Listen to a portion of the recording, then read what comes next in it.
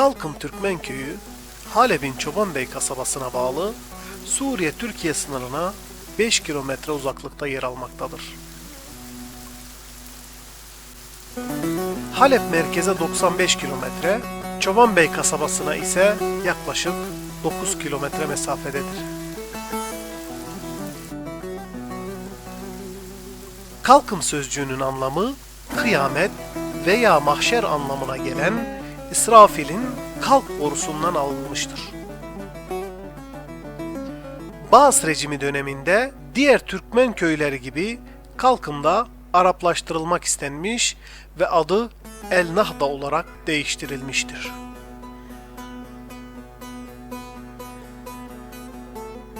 Bu köyde Bozoklar boyunun Bayat koluna mensup İlbeyli oymağına bağlı yaklaşık 5000 civarında Türkmen yaşamaktadır.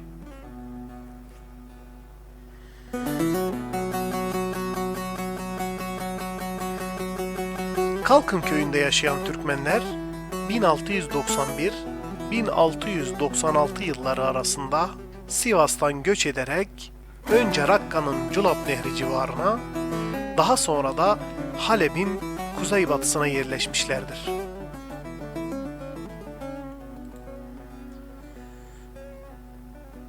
Türkiye'nin Sivas iline bağlı Kangallı ilçesinde Kalkım Köyü adında İlbeyli Türkmenlerinin yaşadığı bir köy daha bulunmaktadır.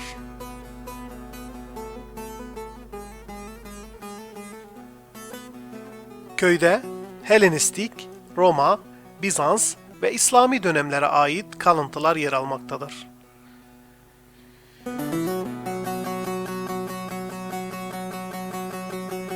Kalkım Köyü'nün tarihi hakkında kesin bilgiler bulunmamakla beraber bölgedeki en eski köylerden biri sayılmaktadır. Köyün kuzeybatısında bulunan ve köylüler tarafından kız ve oğlan heykeli adı verilen antik taş heykeller Kalkım Köyü'nün simgesi haline gelmiştir.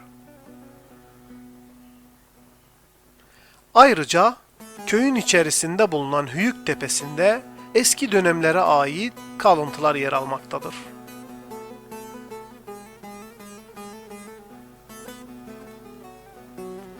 Toprak damlı geniş havlusu bulunan evlerde yaşayan köylülerin geçim kaynağı genel olarak tarım ve hayvancılıktır.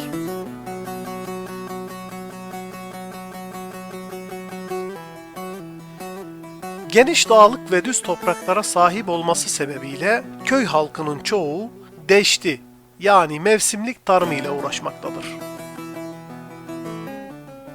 Engebeli ve kıraç bir araziye sahip olan köyde buğday, arpa, nohut, kimyon, mercimek ve kademcik gibi mevsimlik tahıllar ekilmektedir.